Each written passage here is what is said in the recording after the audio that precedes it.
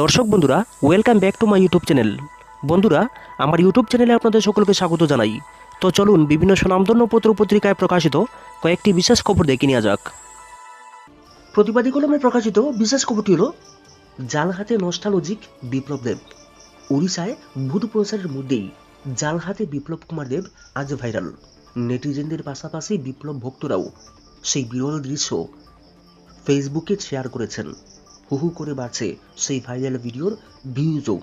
কয়েক সেকেন্ডের ভিডিওতে মন্তব্যহীন বিপ্লব আবার বুঝিয়ে দিয়েছেন তাও কম কিসে। সাত সকালের অভ্যেস হাঁটা, যার পোশাকি নাম প্রাতঃভ্রমণ। ত্রিপুরার প্রাক্তন মুখ্যমন্ত্রী তথা রাজ্যসভার সাংসদ নিয়মিত শরীরচর্চা করেন। হাঁটা মাস্ট। ভোট প্রচারে উড়িষ্যায় এসেও নিয়মিত হাঁটছেন। শ্রীদেব ত্রিপুরার পশ্চিম ত্রিপুরা লোকসভা আসনেও ভারতীয় জনতা পার্টির প্রার্থী। তিনি নিজ আসনে ভোট গ্রহণ পর্ব শেষ করে জগন্নাথ ধামে আসেন ভোট প্রচারে। বন্ধুবর প্রার্থীর হয়ে চষে বেড়াচ্ছেন এদিক ওদিক। এমনই এক সকাল যেন অন্য মেজাজের ছিল। পরাদ্বীপে ভোট প্রচারের সকালে হাঁটার সময় শ্রীদেব দেখেছেন এক জেলে মাছ ধরতে ব্যস্ত। ব্যাস নিজেই হাতে নিয়ে জেলের মতোই জাল চললেন জলে। আজকের ফরিদে প্রকাশিত বিশেষ খবরটি হল রাম রহিমের ম্যাজিক। সিবিআই আদালত কর্তৃক খুন ও ধর্ষণের মামলায় যাবজ্জীবন দণ্ডে দণ্ডিত জেরা সাচ্চা প্রধান গুরমিত রাম রহিমকে বেকসুর ঘোষণা করে দিল পাঞ্জাব ও হরিয়ানা হাইকোর্ট। তার সাথে মুক্তি পেল আরও 6 অভিযুক্ত। ঝুলে আছে মন্ত্রিসভার সিদ্ধান্ত, নিয়োগ বেজবাউ জলে। মন্ত্রিসভার সিদ্ধান্ত বা রাজ্য বিধানসভায় বিভিন্ন প্রকল্পে অর্থ বরাদ্দ সত্ত্বেও প্রকল্পের দেখা নেই। অথচ বরাদ্দকৃত অর্থ কোথায় গিয়েছে, কার পকেটস্থ হয়েছে তার কোনো খোঁজ নেই। আবার রাজ্য মন্ত্রিসভায় গৃহীত সিদ্ধান্ত পর্যন্ত কার্যকর হয়নি। এমন উদাহরণ রয়েছে অনেক। আজ থেকে বছর 3 আগে ফার্মাসিস্ট নিয়োগের সিদ্ধান্ত হয়েছিল রাজ্য মন্ত্রিসভার বৈঠকে।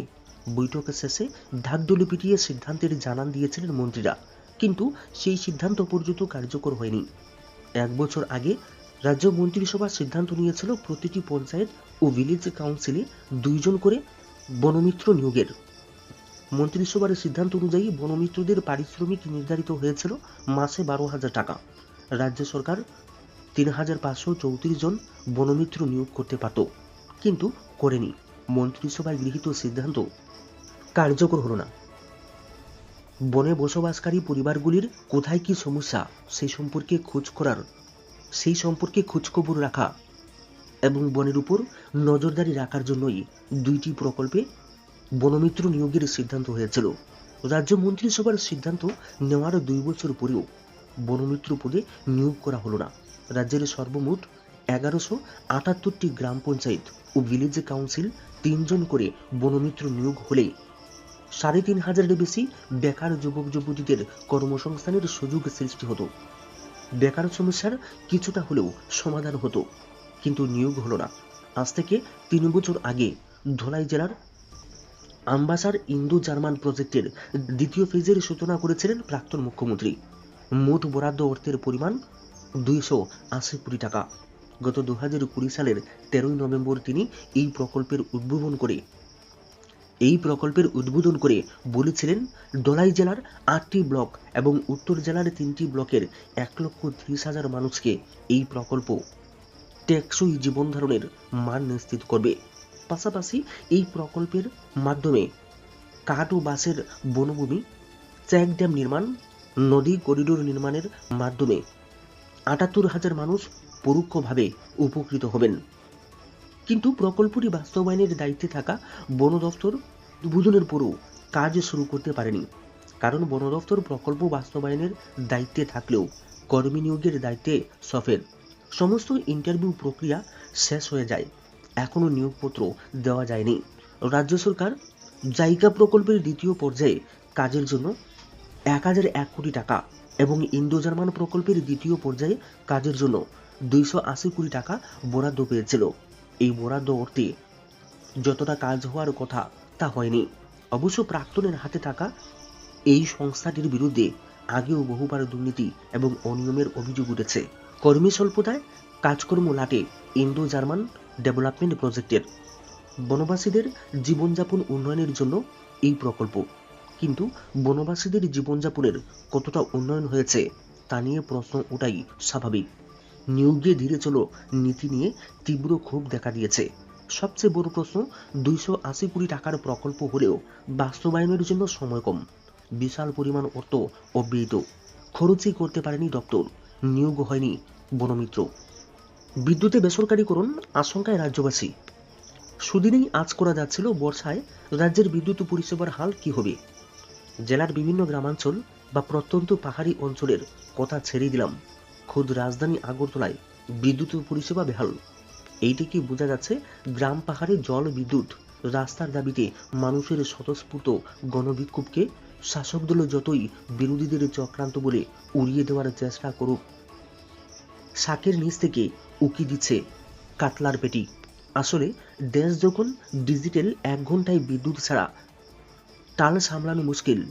হিল্লি দিল্লি, বোম্বে, কলকাতার মতো শহরগুলির সঙ্গে তাল মেলানো তো দূরস্থ, স্বপ্নের স্মার্ট সিটিতে যখন তখন কারেন্ট চলে যাওয়া নিত্যদিনের ঘটনা। ভুগতে হচ্ছে ডিজিটাল মিডিয়ামে। পড়াশোনা করা ছাত্রছাত্রী থেকে শুরু করে ওয়ার্ক ফ্রম হোম করা চাকুরিজীবী, সরকারি বেসরকারি ডিজিটাইজ প্রতিষ্ঠানগুলোকে খুদ রাজধানীর যদি এই অবস্থা হয়, সুচারু বিদ্যুৎ পরিষেবার দাবিতে গ্রাম পাহাড়ের বিক্ষোভকে বিরোধী ষড়যন্ত্র বলে উড়িয়ে দেওয়া কতটা যুক্তিযুক্ত প্রশ্ন থেকেই যাচ্ছে।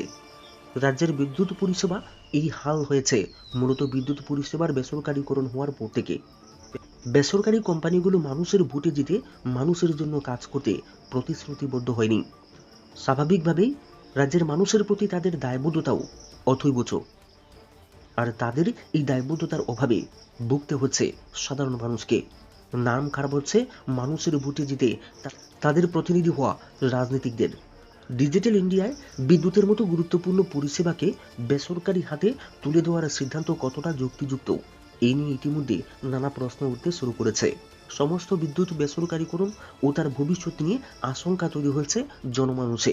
রাজ্যের বাস্তবের রাঙ্গামাটিতে দাঁড়িয়ে এই আশঙ্কাকে আর যাই হোক অমূলক বলা যায় না।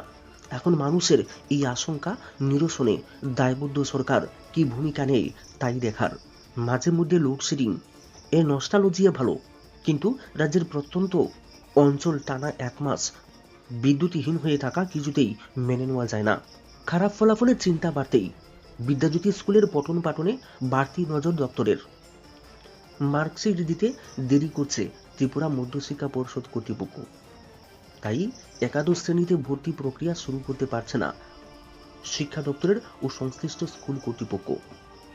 এই বছর বিদ্যাজ্যোতি স্কুলগুলোয় একাদশ শ্রেণীতে ভর্তির জন্য অনলাইনে আবেদন করতে হবে। সংশ্লিষ্ট দপ্তর অনলাইনে ভর্তি প্রক্রিয়ার দায়িত্ব সামলাবে। শিক্ষা ভবন সূত্রে খবর, টিবিএসই মাধ্যমিক পরীক্ষার্থীদের মার্কশিট দিলেই বিজ্ঞপ্তি জারি করবে দপ্তর। যতটুকু খবর, ত্রিপুরা মধ্যশিক্ষা পর্ষদ মাধ্যমিক ও উচ্চ মাধ্যমিক পরীক্ষার ফলাফল প্রকাশ করলেও মার্কশিট দেবে জুনের প্রথম দিকে। মার্কশিট বিতরণ হলেই স্কুল স্তরে অর্থাৎ একাদশ শ্রেণীতে ভর্তির বিজ্ঞপ্তি জারি হবে। মাধ্যমিক শিক্ষা দপ্তর কেন্দ্রীয়ভাবে বিদ্যাজ্যোতি স্কুলগুলোয় একাদশ শ্রেণীতে ভর্তির দায়িত্ব নেবে। যতটুকু খবর, শিক্ষা দপ্তর অনলাইনে আবেদন গ্রহণ করবে, তারপর মেধা তালিকা প্রকাশ করবে। আরও জানা গিয়েছে, বিদ্যাজ্যোতি স্কুলগুলোয় যারা একাদশ শ্রেণীতে ভর্তির জন্য আবেদন করবে তারা প্রথম পছন্দ, দ্বিতীয় পছন্দ বা তৃতীয় পছন্দ এইভাবে স্কুল বাছাই করবে। তারপর মেধা তালিকা প্রকাশ করার পর স্কুলগুলোয় আবেদনকারীরা ভর্তি হতে পারবেন। তাছাড়া অন্যান্য স্কুলগুলো অর্থাৎ বিদ্যাজ্যোতি প্রকল্পের বাইরের স্কুলগুলো নিজেদের মতোই ভর্তির আবেদন গ্রহণ করে ভর্তি প্রক্রিয়া সম্পন্ন করতে পারবে। কিন্তু এবার বিদ্যাজ্যোতি স্কুলগুলোয় কতজন ভর্তি হবে তা নিয়েই জোর সমালোচনা চলছে শিক্ষা ভবনে। কারণ এইবারের সিবিএসই পরিচালিত বিদ্যাজ্যোতি স্কুলগুলোর মাধ্যমিক ও উচ্চ মাধ্যমিক ফলাফল হতাশাজনক। বহু অভিভাবক ইতিমধ্যে বিদ্যাজ্যোতি স্কুল থেকে তাদের ছেলে মেয়েদের অন্য স্কুলে নিয়ে যেতে চাইছেন। গণহারে টিসির আবেদন করেছে বিদ্যাজ্যোতি স্কুলে, সেই ক্ষেত্রে আবারও বেসরকারি স্কুলগুলির। সেই দিক থেকে এইবারের একাদশ শ্রেণীতে বিদ্যাজ্যোতি স্কুলে কতজন ভর্তি হবে তার হিসাব শুরু হয়ে গিয়েছে। তবে মাধ্যমিক ও উচ্চ মাধ্যমিক হতাশাজনক ফলাফলের পর বিদ্যাজ্যোতি স্কুলের দিকে বাড়তি নজর দেওয়া হবে বলেই খবর। শিক্ষা দপ্তরও দফায় দফায় বৈঠক করে, সংশ্লিষ্ট জেলা শাসকরাও বৈঠক করেন। সেই দিক থেকে এবার পরিস্থিতি আগের তুলনায় অনেকটাই ভালো হবে বলেও ধারণা করা হচ্ছে। তাছাড়া বিদ্যাজ্যোতি স্কুলগুলোর লোকসভা নির্বাচনের ফলাফল প্রকাশের পরেই নতুন উদ্যমে সবকিছু শুরু হবে বলেও শিক্ষা দপ্তর আধিকারিকরা দাবি করেছেন। সমস্যা চিহ্নিত করে সমাধান খুব শীঘ্রই হবে, আশাবাদী সংশ্লিষ্ট মহল।